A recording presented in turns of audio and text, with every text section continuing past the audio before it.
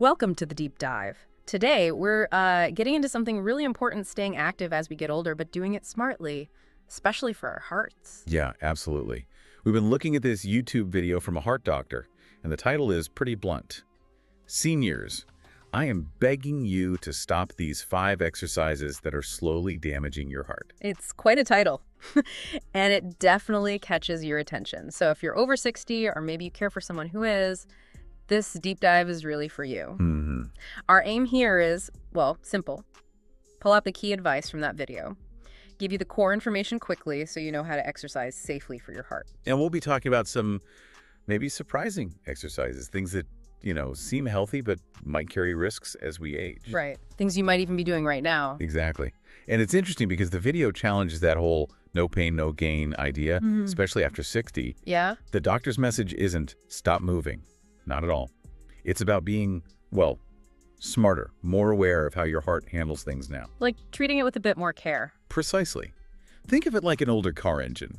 You wouldn't just floor it from a cold start, would you? No, definitely not. Same idea. Your heart needs a gentler approach sometimes, especially with really intense stuff. Okay, so let's jump into that first point then. The big one. High-intensity interval training, HIIT, and just general overexertion. It's so popular, these intense bursts. It is popular, yeah. Yeah. But the doctor is quite clear. For an aging heart, this can be problematic, a hidden strain. Why is that? What makes it potentially dangerous? Well, fundamentally, a heart over 60 often isn't as, let's say, robust or forgiving as it used to be. Might be a bit more fragile. Okay. And HIIT, it demands a lot, very suddenly. Intense pumping. Now imagine a heart that's maybe already dealing with a bit of high blood pressure or some palpitations, arrhythmias. Or even just arteries that aren't as flexible anymore. Exactly. That sudden, intense demand can be overwhelming. It's like a shock to the system. And the doctor mentioned, didn't he, that the damage might not be obvious right away. You might just feel tired or a bit off. Precisely. You might dismiss it as just, getting older.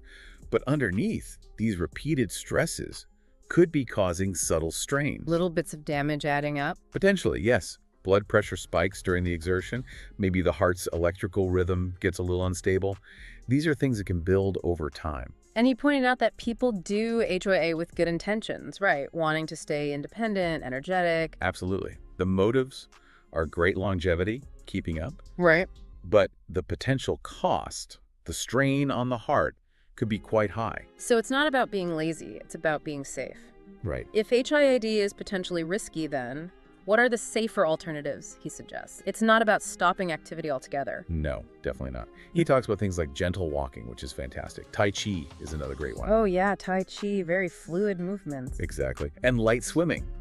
These activities support the heart.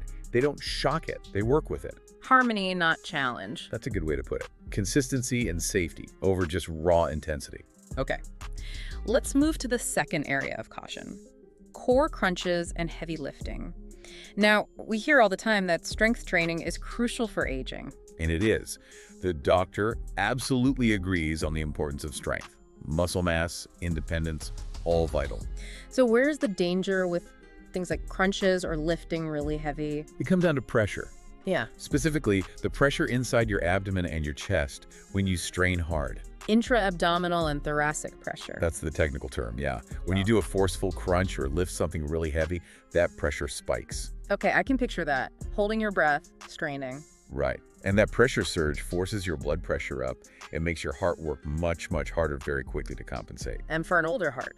Especially one with maybe stiffer arteries or some plaque, that sudden demand can be, well, too much. A potential breaking point. Wow. He actually saw patients with problems from this. Yeah, he mentioned seeing people faint mid-rep or experience chest pain or develop arrhythmias right after doing these kinds of exercises. That's quite alarming. These are people trying to improve their health. Exactly. So again, the message isn't don't do strength training, is modify it. How so? What are the modifications? Things like using resistance bands instead of super heavy weights, focusing on slow, controlled movements through the full range of motion. Less explosive effort. Yes. And maybe working with a trainer who understands cardiac limitations, who knows how to adapt exercises for older adults. It's about finding safer ways to get strong. That makes sense. The third point is about something maybe less obvious. exercising in extreme temperatures. Yeah, this is a really interesting one. We focus on the what the exercise, but forget the where and when. And our ability to handle heat and cold changes as we age. It does. Our internal thermostat, you can say, isn't as efficient. So in the cold, blood vessels constrict to save heat. Which raises blood pressure. Right. Puts more strain on the heart just to pump blood. And in the heat, it's the opposite. Blood vessels dilate to cool you down. Your heart has to beat faster then. Exactly. Plus, you dehydrate much quicker. Both scenarios, extreme cold, extreme heat, force the heart to work harder, independent of the actual exercise you're doing. Just to cope with the temperature. Just to cope. And the doctor shared some concerning examples, didn't he? Yeah, people collapsing on walks in the heat or getting really breathless in the cold. That's serious. It's very serious. It shows the cardiovascular system is under real stress. The aging heart is just more sensitive to these extremes. So the advice is pretty practical. Very practical. If possible, exercise indoors where the temperature is stable. Stay really well hydrated, especially in heat. Dress in layers for the cold. And crucially, listen to your body. If you feel dizzy, nauseous, unusually breathless, stop. Don't push through it. Common sense, but easily ignored sometimes. It is. Okay, number 4. Exercises involving jumping, rapid movements, or sudden changes in direction. Things like, I don't know, maybe it's some types of aerobics or quick pivots. Exactly. These might seem harmless, even fun ways to stay agile. But again, for someone over 60, there are cardiovascular considerations. What's going on inside? Well, think about the changes with age. Our nervous system response might be a bit slower. Balance can be less reliable. Arteries are stiffer. Right. These quick, jerky movements, jumping, sudden stops, sharp turns, they create a kind of storm of demands on the cardiovascular system all at once. How so?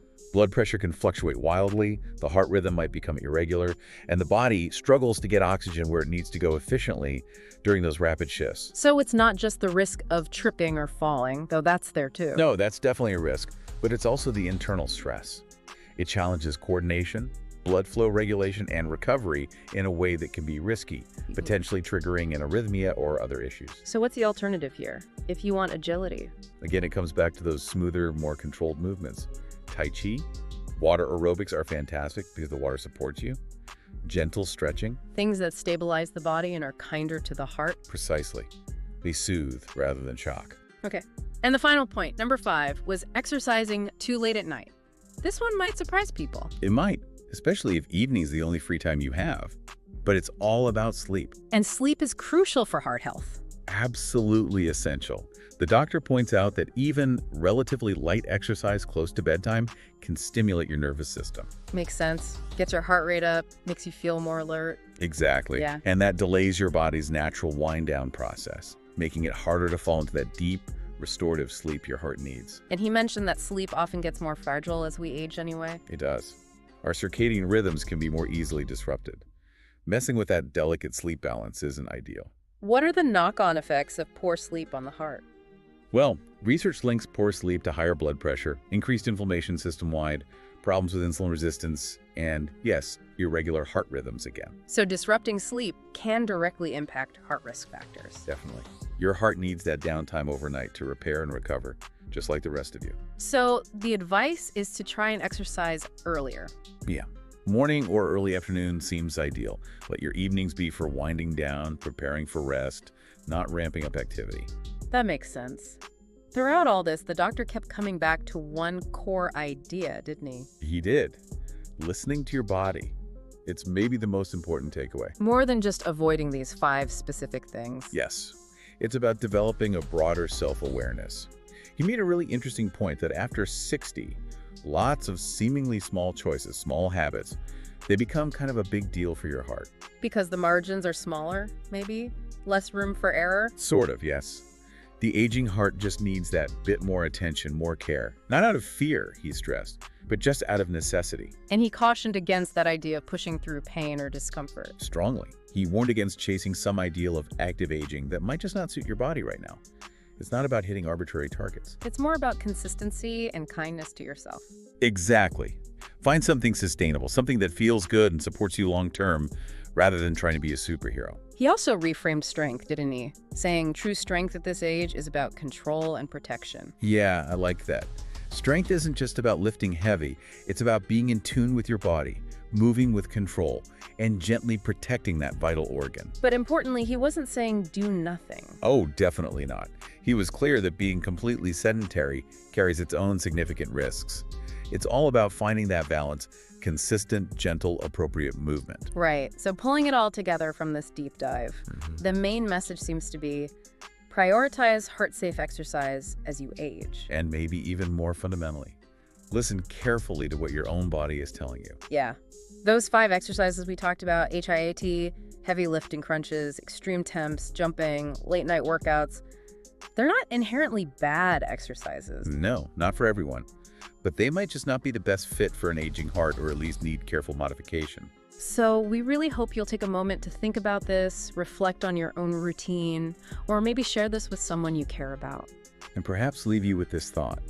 Your heart does so much for you, day in, day out. It doesn't ask for a lot in return, really. True. So what's one small, heart-honoring change you could make starting today? Something to think about. Thank you for joining us for this important deep dive into looking after ourselves as we get older.